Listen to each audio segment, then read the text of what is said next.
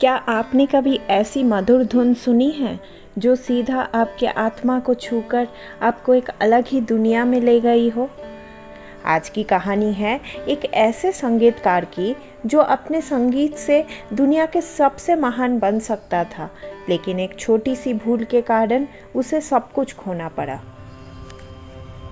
ब्रह्मांड के शुरुआत में जब सब कुछ शांत था, तब अचानक से एक मधुर ध्वनि गूंजी। यह ध्वनि थी देवी सरस्वती की वीणा से उत्पन्न पहला सुर। इसी सुर से जन्मा संगीत, कविता और सभी कलाएं। देवी सरस्वती ज्ञान, कला और संगीत की देवी, जिन्होंने अंधकार में प्रकाश की लहर फैलाई। एक दिन देवी सरस्वती ने अपने प्रिय शिष्य नारद मुनि को बुलाया। उन्होंने अपनी दिव्य वीणा नारद को दी और सिखाई कि संगीत की असली अर्थ क्या है। संगीत जो प्रेम और विनम्रता से जन्म लेता है। नारद अपने प्रतिभा से आसमान छू बैठे। उनकी वीणा के सुरों से देवलोक तक मोहित हो गए। पर धीरे धीरे नारद के मन में अहंकार आने लगा।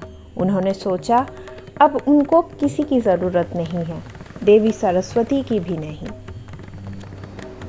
एक दिन जब नारद ने देवताओं के सामने अपना संगीत प्रस्तुत किया, उसका हर एक सुर भटक गया। सुरों में जादू ही नहीं रही।